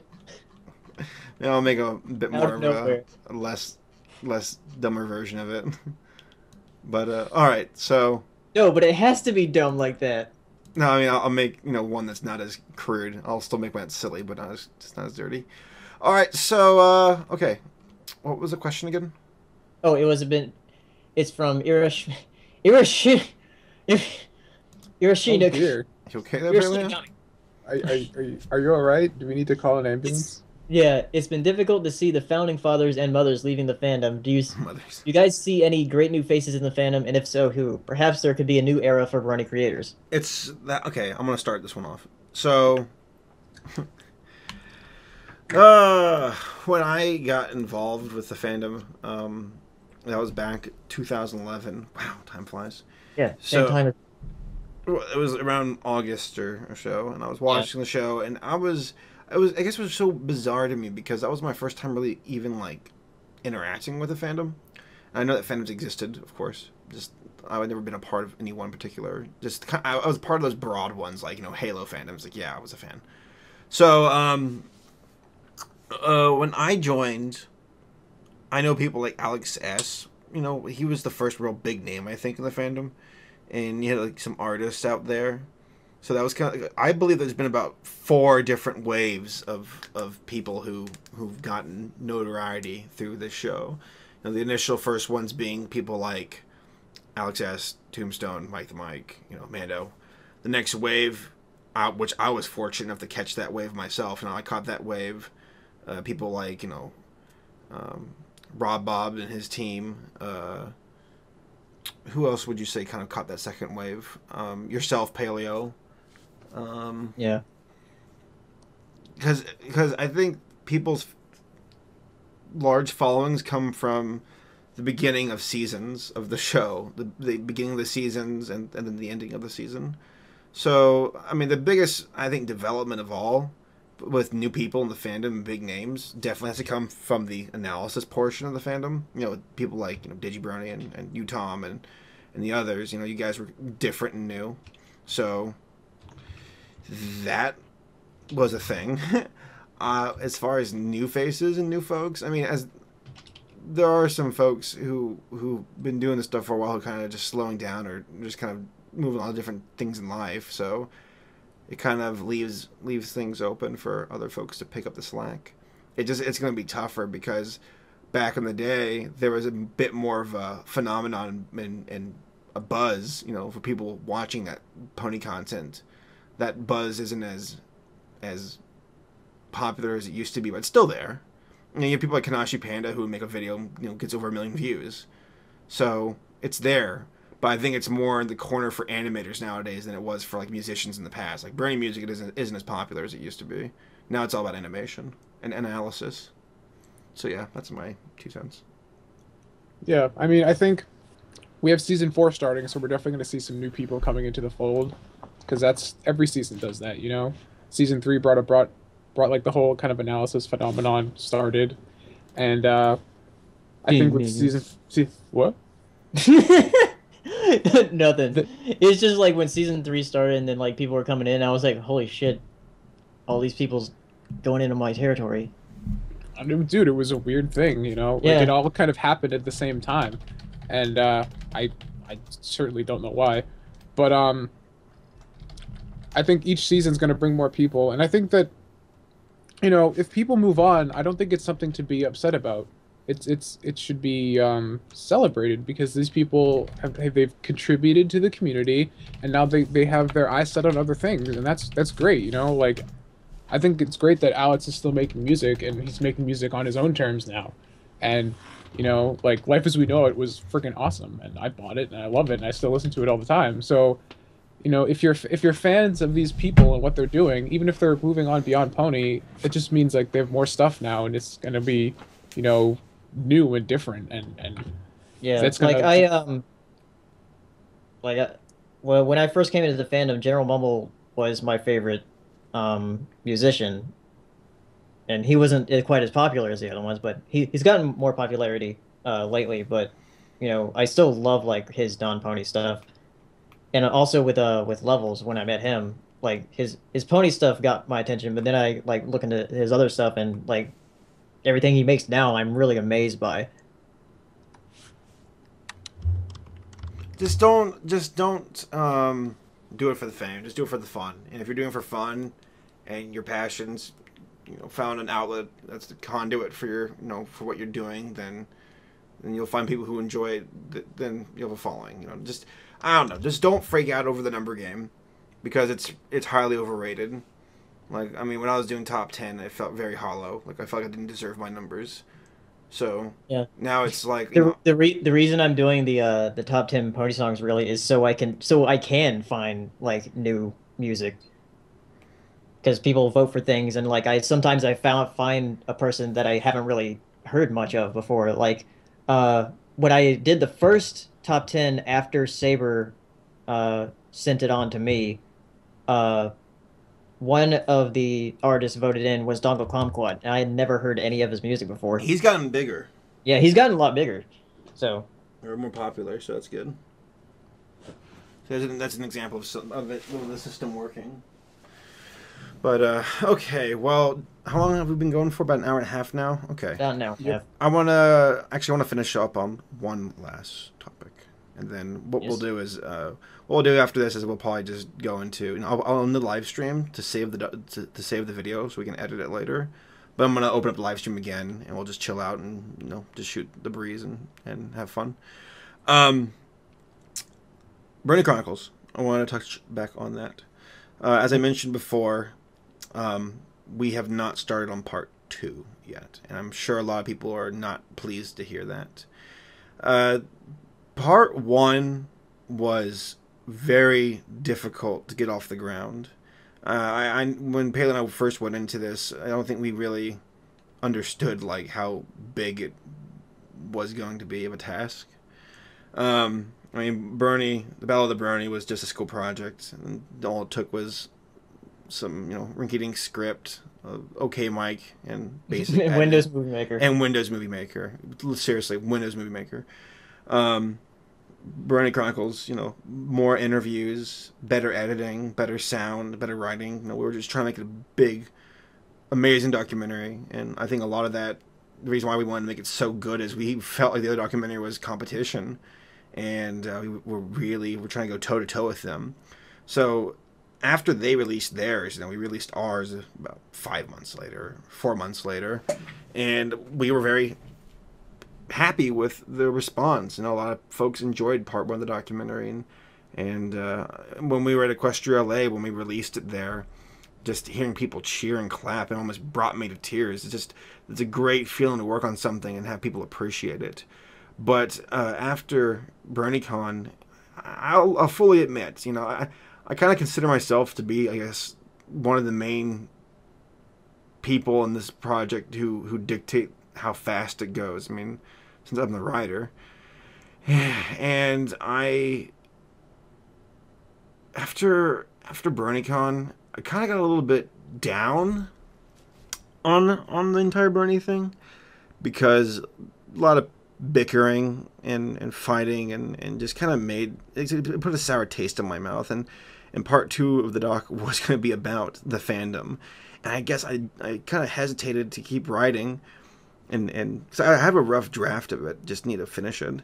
But I don't know, I felt like, is part 2 really needed? Are we just repeating things that have already been said, and will people even like this, or are we going to come across as self-praising and egotistical? So that was kind of rough, but it settled down, and we're kind of at an interesting fork in the road, because Paleo has school, I have work, and I feel bad for keeping our team waiting for this long, and I hate putting their lives on hold. And we, in part 2 and part 3, are, oh my god, if we were to do them, it takes so much time. They really are full-time jobs, like, no kidding. I mean, the other documentary, they did that, and at least they got, paid, enough to make their wages for the time being. Paleo and I, we're doing this out of, our own free time and passion, which is not to say we're trying to get sympathy, like, woe are we. I mean, we decided to take this project on and pursue it, and we love what we do. I don't know. I guess we're at an interesting crossroads, whether or not we want to keep finishing the documentary, which I feel like we owe it to you all, especially the people who donated. I mean, one way or another, you guys are going to get what you all, paid for. We have the interview footage for different folks. Like, we have what, 40 different interviews. It's just really difficult to write with that interview footage and make it flow. I mean, Paleo and I, we're trying to decide how we're going to go about doing this. If we want to just upload each interview separately to a YouTube channel and kind of just do it that way. That way we can bite a little bit off at a time. Or if we want to keep trying to do part 2 and 3 and see it through all the way. So it's difficult. I don't know. I just feel bad for keeping y'all waiting. So how about this? Let's open the Tumblr one last time for Brony Chronicles related questions. let's hear what y'all have to say. Paleo, I want to hear what you have to say because you probably have something to add to this. And Tom, you're welcome to add to this too. I think the main problem is the fact that I'm just not quite as passionate as I once was when we started the project. And you know that happens. Like I haven't been that passionate about making reviews either. So no, I know that feeling. I'm in the same boat. When I struggle to make my 2 bits, then you know something's up. Which yeah, you make those things in like an hour. I know. I put so much dedication and time into my job and my family that I find myself kind of out of steam whenever it comes to anything outside of that. So yeah, I don't know. It's a weird situation. Let's hear what you all have to say for questions. We'll keep this going for another 30 more minutes, and then we'll close it out. So we'll give you all time. I want to use the bathroom quickly. So Paleo, if you want to go ahead and keep talking, and Tommy, you're more than welcome to. Yeah, and the other thing is that we have been offered help about like doing the project, but the thing is that like of whether it's writing or editing is like no. That's, I guess it's like the principle of it is like, no, we have to do it. It like, kind of like, I don't know, Tom, do you know what I mean? Like, you have an obligation, you know. Yeah, you feel, like we have you're an this obligation. far, you know. You got to just finish what you started, kind of a deal. Yeah, but it's becoming more difficult. I mean, I think we all have moments like that. I mean, even with my projects. You know, today I was just like, oh, I gotta do this review, and I don't really have a lot to say about this episode, but like I'm obligated because I'm trying to do a video a week. And even with my fic, I'm just like, oh, last chapter, it's the end of the book, but like, oh, it's just like stressful and I don't know, it's difficult, you know, especially when you're doing things like this when you don't have money as that motivator. If all else fails, when it's just like you're running on pure passion. And if your passion's starting to wane, but like you've already put it out there, it becomes difficult. So, because if you force yourself to do it, the final product isn't going to be as good as if you were like really passionate about it. So if you wait it out and wait for that spark to come back, or do you power through it anyways? And it's an interesting conundrum, and it's difficult, you know, in part for the creator because it's like each one has its pros and cons. Which ones do you do? So. It's tricky, you know, especially when you're doing a project as big as Brony Chronicles because it is so large in scope. And also just, I feel, I'm back by the way, just jumping in quickly, like people like Feedsy and Bevids and folks who work on this as well, like they have lives too, and I feel like it's just so much, we're asking so much of them, and I don't know, it's tough. One way or another, like I said, you all will see the footage. And people who donated will get their DVDs and CDs and the rewards they deserve. Trust me, we will deliver. I swear on that. We owe it to you all. Whether we do part 2 or and 3 or not. Like if it would just be like if we just like revamp part 1 to where it doesn't say coming next. Yeah. We had a lot of ambition, and I mean it's tough. It's really tough, and also it's the passion thing where if you're not passionate, like there was one day where I just spent it writing, and I wrote like 30 pages of script, and I just deleted it all because it was all garbage. It was just me blathering on, and it was all incoherent and if it's not coming from the heart and from the head and from, you know, somewhere that makes you excited about what you're doing, then you're just wasting your time. Which is funny because the next day I wrote and I did a great job. Like I guess what makes it so difficult to figure out is like part 3 script is done. I finished that. It needs to be refined, but it's there. Part 2 is kind of So if you guys, let's say in theory that part 2 is just like 20 minutes long and just to the point, and part 3 was the exact same thing, just kind of to the point, would that still be okay I know that most of you will probably want to say yes because you also want to see something. But, I mean, I guess either we release it in little tidbits on YouTube on the separate channel, or we really cut down on the overall length of part 2 and 3 to something that's a bit more manageable for Paleo and myself. Like, if we treat it more like a large, like, collab project and not some kind of, like, documentary, then it's a bit more, it might be a bit more feasible. But, I was even thinking about moving part 3 to part 2 and part 2 to part 3. That way we have more time. Or we can get something going immediately. I don't know. As you all can plainly see, Paleo and I, we don't have all the answers. We're still trying to figure it all out. So I just figured that you all needed to hear some kind of update on what's going on. I need to make a video on YouTube and put that out there soon so people can also hear what's going on. Man, this has been a really sour episode of Brony. Well, my dog has cancer. So here's an interesting anonymous question. Says, I feel like in terms of Brony related stuff, Brony Chronicles needs to be your top priority. You both took over $9,000 of people's money. This isn't something to just throw away. Maybe undertaking this stock wasn't something you were ready for and it was a mistake. But you can't undo this. You can only learn from it. That's interesting. And I guess my retort is, I was wondering the same thing. Like, I want to make sure people get their money's worth. I've heard a lot of people tell us that part 1 of our doc was better than the Brony documentary. And in relation to that, we were donated about $9,000. They were given over $300,000.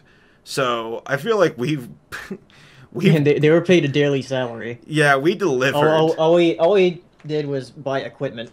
Yeah, and and go to Everfree and BronyCon.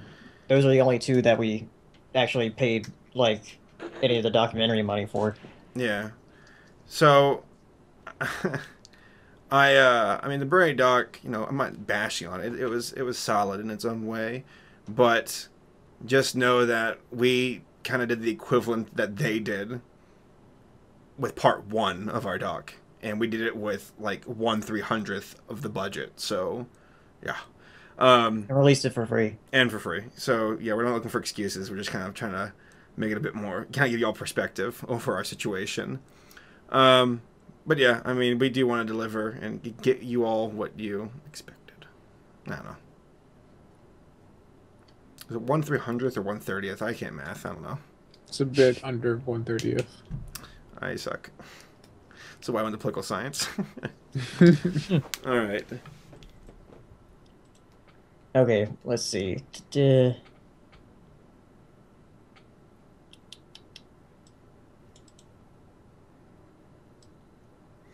I mean,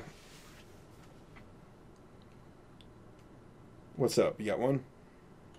Says, Spectre Brony says, I would love to see you guys keep up and actually do parts 2 and 3, and maybe get footage from, get footage to get more from future cons.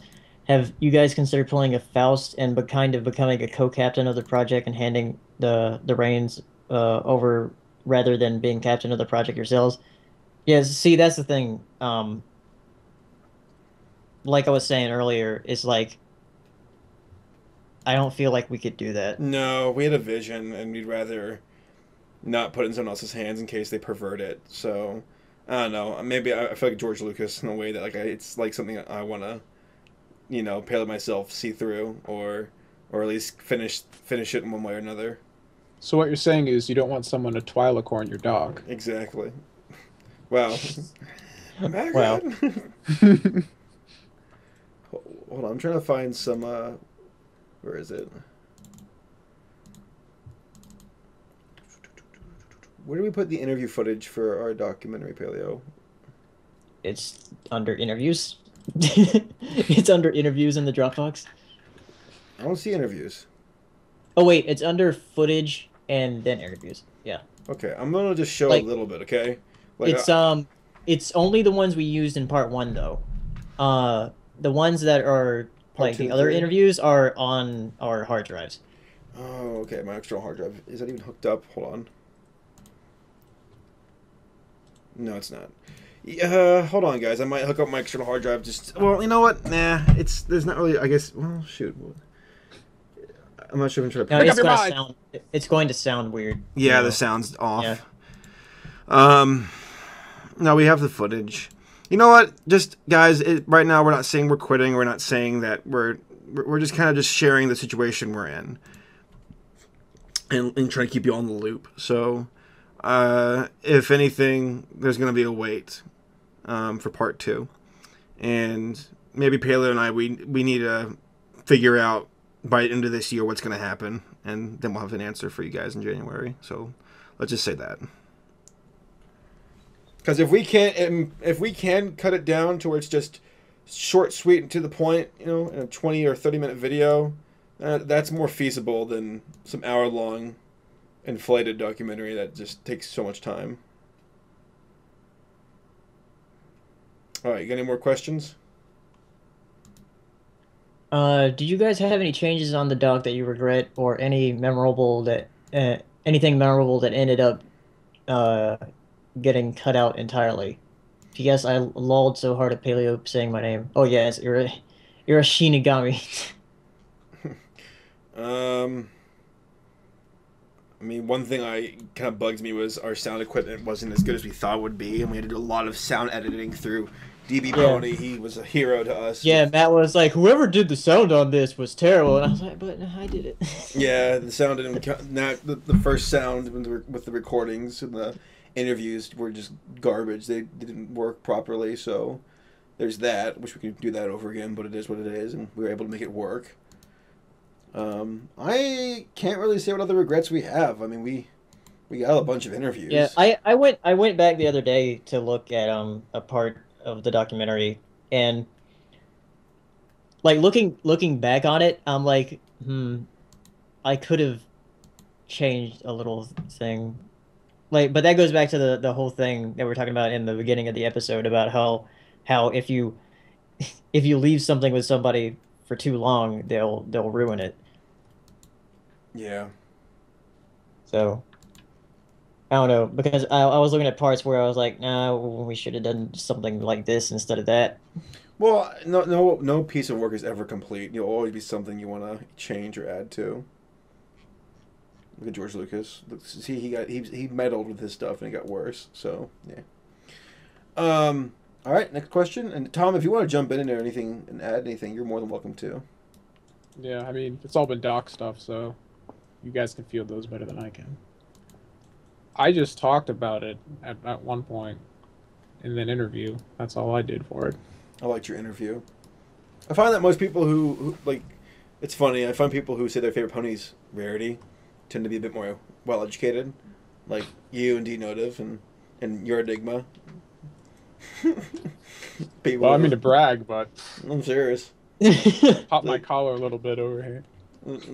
It's like different types of people you can tell by their favorite pony. Like people who like Rainbow Dash tend to be crackheads. Scrubs. No, Rainbow Dash is my second favorite. So I wish AC. I'm just saying that because I wish AC Race Best was in the chat and he'd be freaking out. I wish AC Race Best was in the chat so I could say hi, AC Race Best. I haven't talked to you since BronyCon. He's at the racetrack today. He would be living up to his name. Yeah.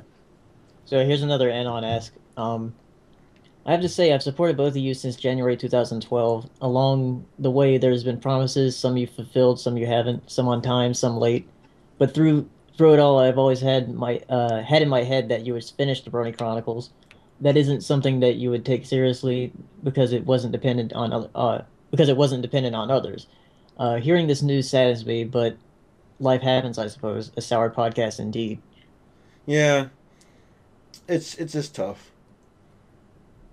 I mean, I really wish it was a full-time job, like where someone says, "Okay, Steven, you're getting paid for for this documentary."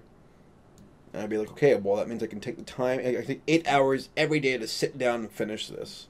But it's not the case. It's more like, okay, I have to work from 8 to 5. Okay, get home, deal with family. Okay, you have 1 more hour left in the day, and you're exhausted. What do you want to do? Well, I want to work on a documentary with my absolute destroyed, work ethic because it's the end of the day and I feel just exhausted. And I'm the kind of, this probably sounds like an excuse, but I'm the kind of person where I want to be 100% refreshed and just, all the brain juice is flowing before I start writing. because writing Yeah. that requires like you have to be in the right set of mindset. So yeah. And we're not saying we're quitting. We're not. We're just saying that there's a reason why we kind of slowed down and paused because life happens, and we went to. I looked at my Twitter and there's a sincerely Tumblr post that says "Breaking news: No one cares." I'm like, oh, this is all summed up right there. No, well, we're not saying we're quitting. We're just trying to tell you all the honest reason why we've slowed down. It's because life happens. So here's one last question from the loyal Brony. That's what. I'm not saying last question, but loyal Brony says one last question. You guys have really touched me throughout my time in the fandom. You're one of the highlights of this whole journey, so I'm curious. From your humble beginnings until now, what has been your most memorable moment in this fandom? Well, that's a good question. And by the way, shout out to Loyal Brony for always being an awesome viewer and just living up to his name. Yeah, living up to his name. Shut up. No, there's a lot of people in the chat who've been just really cool about coming to every show. Jatip, I love them. Now let me butcher up their names. Katapia, Loyal Brony, like I said. Another AC Speed Demon. I'm gonna close my eyes and actually try to guess the ones I can remember, not ones who are actually currently on the chat screen. Stormy Spectre. So now I'm just listing the ones off who show up first on the chat. Imperious, that's one for sure. There's been a lot of faithful viewers, and guys, thank you for sticking with us. For all this time.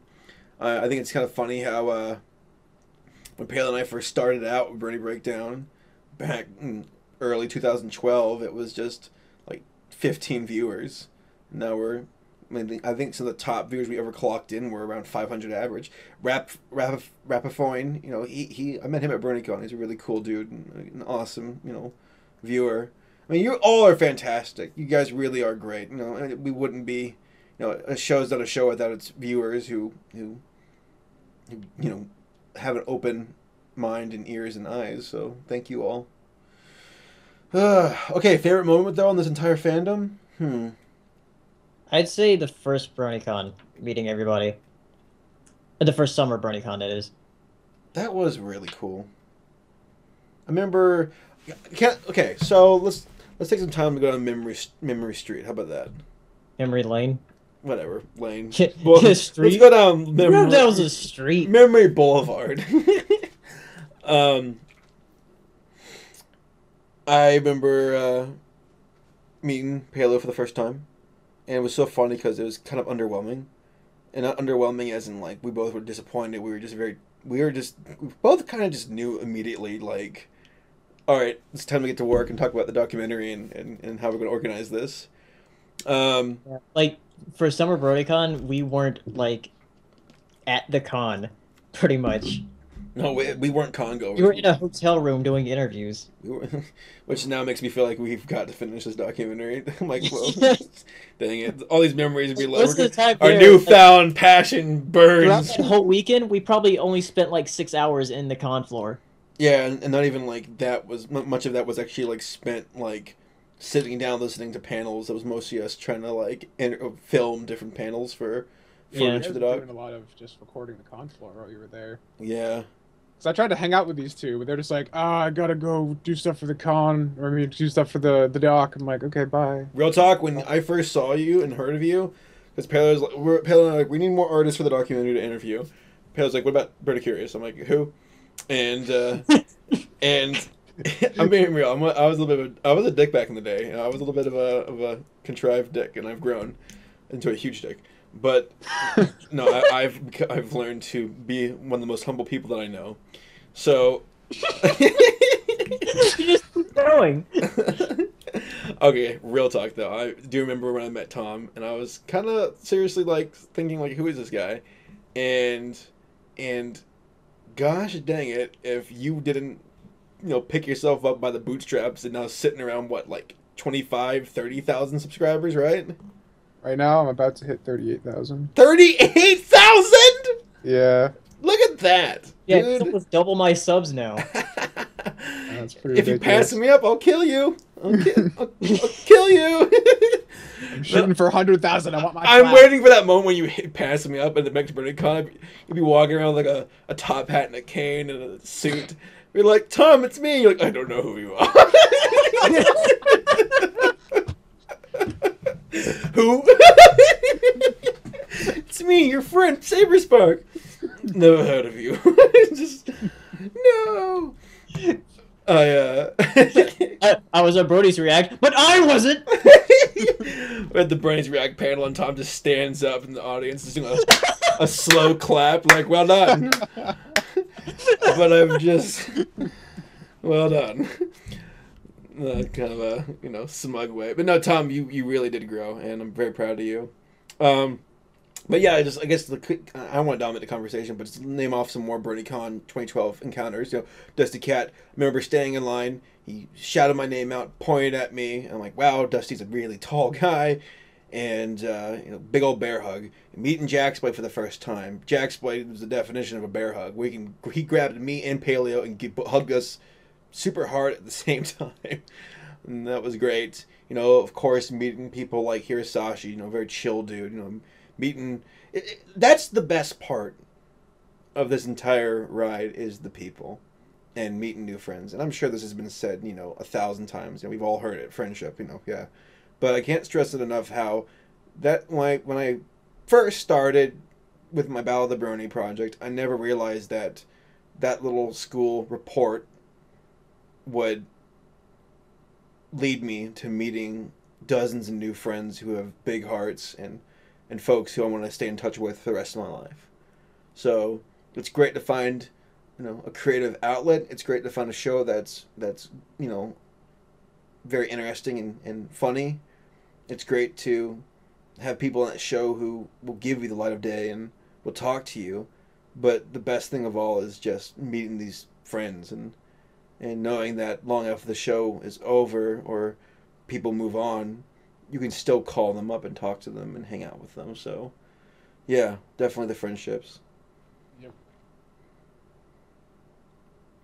No, I mean, I totally agree. I mean, yeah, I mean, the conventions for me were just like the highlights of the whole 2 years I've been in this community because of the people. The first time, BronyCon 2012, like, I was a nobody. I'd maybe like 50 subs. Didn't make a single analysis video yet. I just finished like my picture book. That was the only thing I'd done. And I remember I was like walking back to the hotel, and then I saw you guys walking the other side of like coming up from your hotel to go to the convention. I'm like, Paleo Saber! And just like, who the fuck is that kid? And it's like, oh, that's right, they don't know what I look like. So I had to go over and like say like, oh yeah, look what's up. And because I'd only talked to you guys for like a month at that point. Like, yeah, we like barely knew each other. Saber obviously had no idea who I was. Paleo, you had like, we had talked on that one episode of Brony Breakdown I was on. I think that was like pretty much it at that point. So yeah. I know I'd like chatted with you a little bit, like text chat. We had just like started getting to know each other. So 2012 was like really cool just because it's like, oh man, this is like all real and these people are real. But like I wasn't like super tight. 2013 was like super real just because I knew everybody at that point. We all just like rode around for like 3 days, and you guys weren't doing the dock stuff, so we could actually like hang out like pretty much the entire time. And it was just really cool, and I was like much more established, and I knew people and got to talk to a lot of people. So like I think 2013 was definitely like my favorite moment. Like those 3 days were just like super hype, and like it sucked having to go home because I missed all you guys. Like the minute we had to leave, I was like, this sucks. What's really great about these conventions is I think my favorite portion of the conventions are either the very beginning of the cons or the very end of it. I mean, the cons themselves are fantastic and doing panels and just that's why you're there. But like BronyCon 2012, I think my favorite moment was I have two favorite moments. I think it was Saturday night. Paleo couldn't sleep, and I couldn't sleep, and we just chilled out in the lobby and just really. Oh yeah, that's right. We just really talked, and it was nice because nothing had nothing pony to do with it. We just sat down and talked, and I was like, that was kind of really established that we were friends. And then I think what really got me another highlight. If I had to name all the different highlights for each con, there's that, and then for BronyCon 2012 was at the bar, just sitting down with everybody and just kind of just fellowshipping. You know, it really just hit home with me that, you know, these people are real. They're not just a computer or a voice on the internet. They are real people with real lives and personality. And that was great realizing that. And then Everfree Northwest, you know, I think the highlight for me for that was and by the way, I love traveling. I've been very blessed. I get to travel, you know, through all this stuff. I'm very lucky. So through Everfree Northwest, I think my favorite was once again hanging out with Paleo at the airport super late and going back on some red-eye flight because he and I. Oh yeah, yeah. It was an 11 p.m. flight. Yes, it was like 4 in the morning, and we were looking at all the footage that we filmed and laughing at like the EQI interview because they had a bunch of bloopers, and we were just laughing. And because the beginning of the flight was miserable. we could upload that interview on its own, and it would, like, people would like it. It's a lot we can upload on its own and do just fine. I mean, you all will see the footage, you know, one way or another. You all will see the interviews and love them. So that was fantastic. Equestria LA was the third one. And my God, I think Disneyland, you know, just of course Disneyland being Disneyland, but just the end of that day, just it was pure bliss. Third one. What's that? Play was the fourth one. Huh? I said Candlelight Gardens was the third one. You're right. Candlelight Gardens was the third one. Oops. That's when we met SoGap. Yeah, we met SoGap. It's when we had an interview with Andrew WK, which was just hilarious. Yeah, that was kind of weird. I'm like, why not? We'll interview him. Like an actual celebrity here. And he was really chill, and he smelled, but that's from all the partying. He had a tattoo on his arm. I'm like, what the heck is that? Oh yeah, there's like 3 lines. Yeah. Andrew, what are you even? He is Andrew WK is a very genuine person, though. That's why I like him. You know, he's not some fake musician who's out to make money. He's very much. I could look at him as a guru for life. He just loves living life. The thing about Candlelight Gardens is like there were so many like sourpusses there. Huh? There's a lot of. I don't know. I thought it was kind of. That was the first of the cons where I started feeling more like. Sour. Yeah, that's when our whole outlook on the fandom changed. Was at Candlelight Gardens, like we were like, oh. I don't know. That's when we started feeling like people. That's when the fandom started to become a bit more, I guess, like, what's the word? When it's something self-aware, I guess, and kind of becoming fans of itself. So yeah, but I remember at the end of that con, I think Paley, you were hanging out with SoGap that night. I went out drinking with the EFN crew and Lee Tokar and Angie Francis and Kathy Westluck. That was great. Oh, actually, like after SoGap left, there was an interview I had with Tarby and Hey Last Fast, and it is an excellent interview. Like I think I missed. I haven't watched that one yet. You have it on your hard drive, but like the interview that I did with those two were great. Well, and what's going back to the drinking? Like, first off, Andrew Francis and Lee Tokar are just complete dubros. I love them. Andrew Francis especially. He's so happy-go-lucky, just awesome dude. But it was great because we were sitting down there having drinks at this nice hotel because they were staying at a different hotel than the one that was at Candlelight Garden that the con was being held at. And Kathy Westluck is a bona fide sociologist, and I was just loving every moment of talking to her and hearing what she had to say. And so next convention, Equestria, that was the Disneyland one. That was when I first really became good friends with AC Racebest. And he and I even spoke about this. Every Northwest, we met. And we kind of went our different ways after our interview. But at Equestria LA, we became the best of friends. And spending that day at Disneyland was just so magical. Like, just having a great time and knowing that the people you're with, that's because you can go to Disneyland by yourself. Yeah, it's fun to go on rides, but it's all about who you're with. That makes it that just magnifies the fun. So that was an absolute blast. That was great. Just Equestria LA was the first one. Was one of the smoothest, most laid back conventions I've period. That was just a great convention. Paley, you missed the first part of Disneyland. Yeah. But you were around for the second time. I was around for the second one, yeah. Mm-hmm. And that Disneyland trip was just as fun too. I remember just all of us getting ice cream and having fun.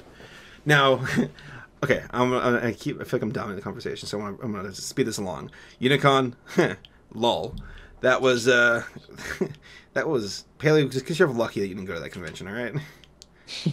The highlight of that was me and Race Best walking. Like we spent like Sunday night just walking around Vegas, going from casino to casino, not even gambling or anything. We just kind of just exploring, and we finished the night getting tacos. And it felt like the Titanic was sinking, and we were like, like it's been an honor playing with you. So I mean, and then of course BronyCon 2013. It felt like that was a con where it felt like everything came full circle. So that was nice. I look forward to the next convention. I really do. You skipped one for you. I skipped Fiesta Equestria. Yeah, Fiesta Equestria. Highlight of that for me was just hanging out with Race Best and Sarah, his girlfriend, and of course, and Bvids. That was the convention where Bvids and I became good friends. And Bvids is one of the coolest dudes ever. And hilarious. He's like a combination of not Ryan Wilson. What the heck is Ryan Wilson? Ryan Stiles from Whose Line, and there's somebody else he reminds me of. Patton Oswalt a little bit with his a matter of fact kind of humor. So I'm very lucky, very lucky guy. All right, Tom and Paleo, I've yabbered on. Y'all want to add to anything? Yeah. Oh, somebody mentioned Sweet Apple Acres Con, the one that me, Tom, and Matt were going to go to before BronyCon. Yeah, that was an interesting little adventure right there. That seemed like y'all had everything organized and ready to go, and then it just kind of...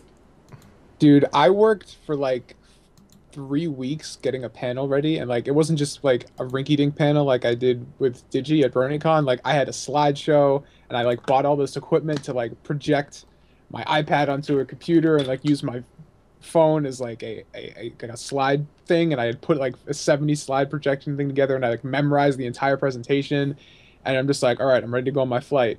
And then Paleo calls me at like 2 in the morning, and he's like, the con is canceled. I'm just like, what? He's like, the con just got canceled the day before you're supposed to go to it. I was like, are you kidding me? So that was fun. That was just like such a weird experience. Because it just like, the ship was sinking, but we all kind of ignored it. It's like, no, it'll be fine. It'll be fine. Please let it be fine. And it wasn't fine. Yeah, like the unfortunate thing is like, because I knew that at BronyCon that we weren't going to be able to hang out quite as much as we could at Sweet Apple Acres Con, because like that would be just you, me, and Matt. Yeah. Because like I wanted to try to have enough time for everybody at BronyCon, but it's kind of hard to do that. Yeah, because you're accumulating so many friends to the point where it's really hard to hang out with them all. Since some of them have different circles of friends that don't really intermingle, so it's kind of tough. But that was kind of the nice thing about 2013, though, is like we did end up getting a little bit of that interaction and like expanding our circles a little bit, because like we ended up like hanging out with Digi a lot, and like you guys got to know each other, and it just kind of brought some people together that normally wouldn't have been talking to each other otherwise. So it reminds me of like the Mean Girls when she's walking through the lunchroom and she's naming off the different circles of friends, like the jock, the cheerleader, the Brony musicians, the artists, the analysis, Brony's react, those guys. But all right, guys, you know what? Let's go ahead and wrap this episode up. We'll keep live streaming afterwards, so you all can chill with us. But guys, it's been a pleasure. I'll definitely, I'm gonna add this little GIF here as a send off. It's oldie but goodie. Classic. It's been a pleasure, and I definitely will be stopping by here on Brony Breakdown when I can, and join Tom and Paleo and have fun, and you guys, don't abandon the show, because I'm not gonna be on it as much, because the show's still going to be good, and Paleo and Tom have a lot to talk about and say. We'll make sure we get Saber back on. We'll drag his sorry butt. Like, oh, it's Saturday. You're not working today. Get your butt on. Yes, sir. I'll probably find myself in downtime, so. Yeah, man, for sure. All right, guys. Thank you for joining us. Paleo and Tom, when will you all be having the next episode? Next Saturday at 8 o'clock. You heard it here, guys. All right, this is Saber Sparks signing off of Brony Breakdown until I come back again for round 2, whenever that happens. So, see you all next time. Later. feel like I have to say one more thing before